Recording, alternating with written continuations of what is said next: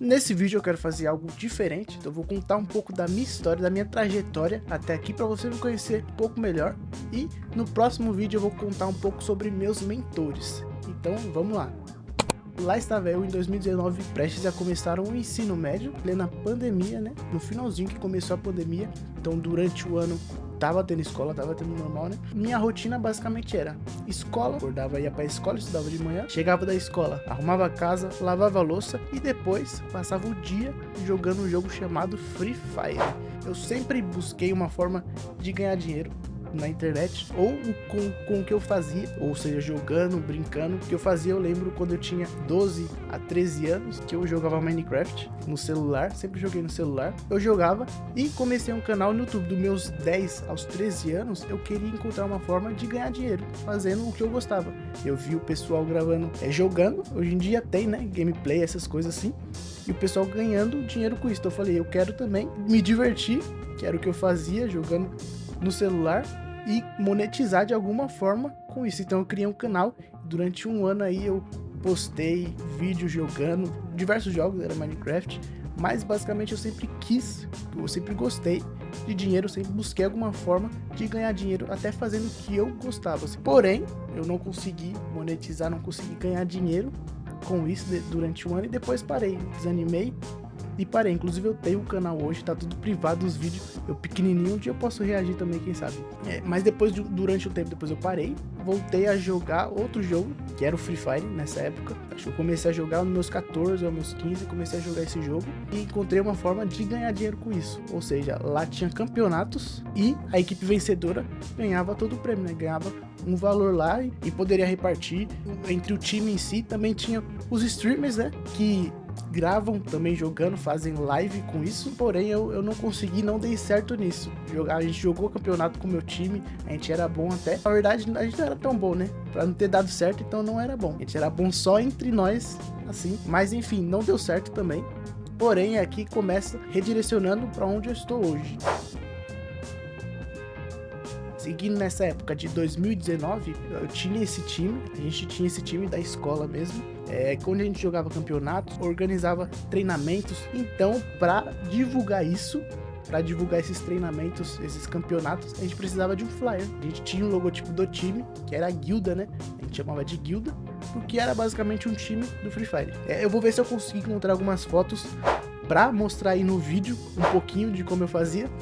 Mas esse time tinha meio que uma identidade visual, a gente não sabia o que era na época, identidade visual, o que era essa repetição das cores, esse padrão, manter esse padrão. Porém, a gente seguia o que os times maiores faziam. Então eu criava os banners para divulgar os campeonatos, os treinamentos, criava no celular, sem saber o que era design, sem saber os princípios do design, sem saber o que era identidade visual, não sabia de nada. Eu só criava, que eu achava bonito, o pessoal elogiava bastante, a gente seguia esse padrão, que era um amarelo assim do time, e eu só criava no olho mesmo e mandava. Na época eu fazia no celular, o próprio celular mesmo, não tinha computador nessa época.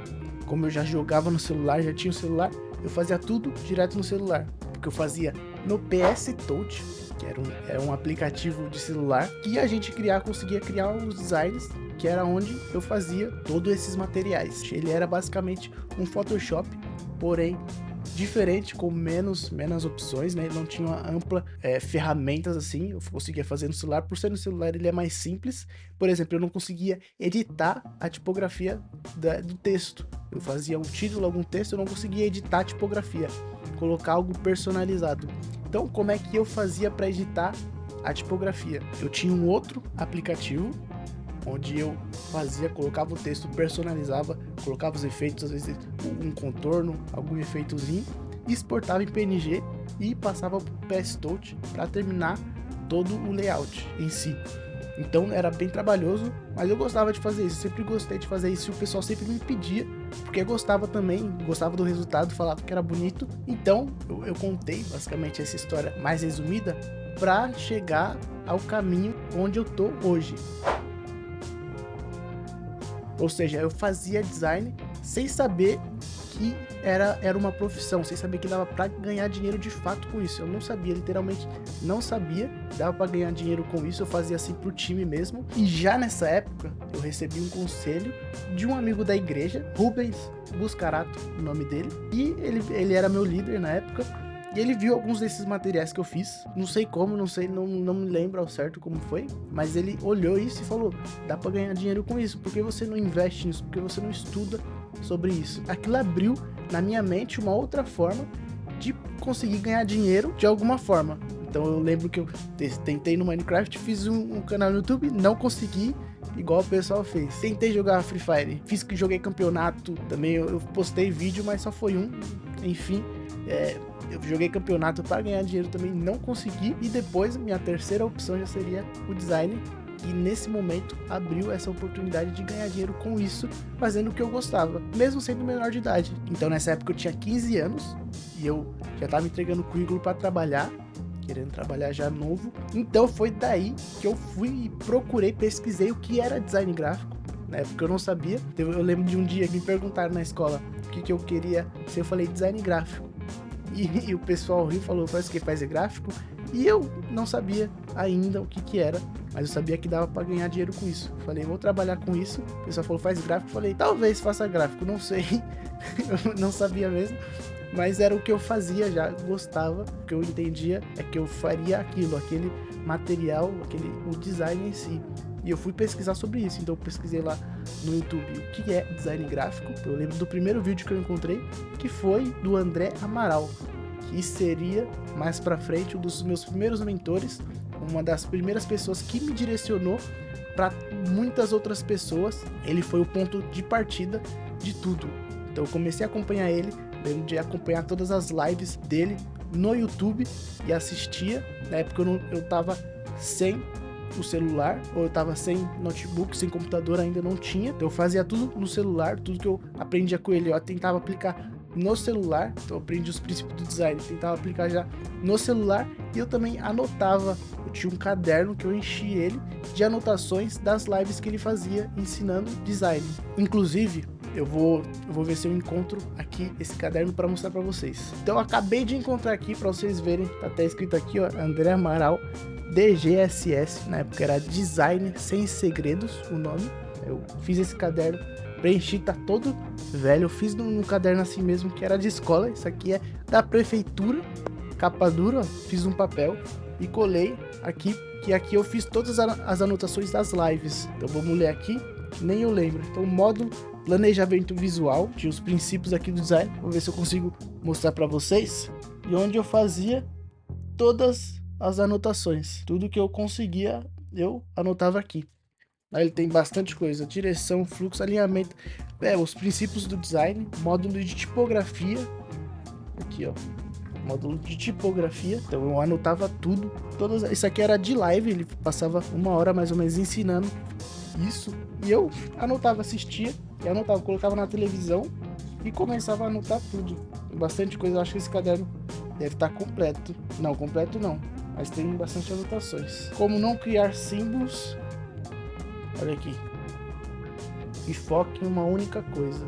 E basicamente esse era o caderno onde eu escrevia tudo antes de começar a colocar em prática. Então eu acompanhava também o Photoshop para iniciantes, que eu não lembro o nome do cara, mas eu lembro o nome do canal, que é esse, Photoshop para iniciantes. Porém, o André, ele era diferente, porque ele não ensinava a ferramenta em si. Eu queria aprender também Photoshop, então eu assistia muito os dois, colocava na televisão lá e ia assistindo, gostava muito dos dois.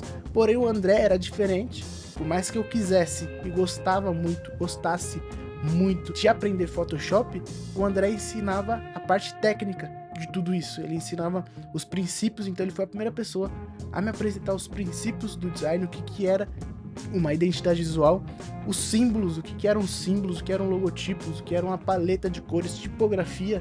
Não sabia o que era uma tipografia, então ele me ensinou toda a parte técnica de tudo isso, como atender um cliente, o que era orçamento, uma proposta. Eu não sabia literalmente nada, eu cheguei do zero mesmo. Eu lembro dele falando de orçamento, falei: mas pra que orçamento? A pessoa me pediu, eu faço. Passa no WhatsApp mesmo, eu não tinha toda essa malícia de passar um orçamento, de atender um cliente certinho.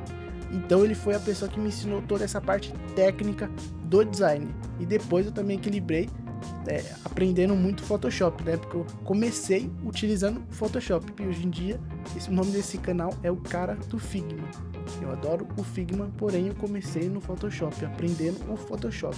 E é muito doido de relembrar tudo isso aqui, relembrar tudo, até o caderno. Faz tempo que o caderno tava escondido aí, eu nem lembrava dele. Só fazer esse vídeo que eu lembrei dele. E depois de um ano, mais ou menos, estudando e aplicando no celular e no caderno, eu recebi um presente da minha mãe, que era um computador, um notebook, que a gente escolheu até, o limite do orçamento, eu lembro que era R$1.000, ela falou, só consigo até 1.000 liberar aqui, então vamos escolher um bom. E eu pesquisei em tudo, fiz um monte de pesquisa e encontrei um que se encaixava nesse orçamento e parecia bom. É aquele que tá aparecendo ali no cenário.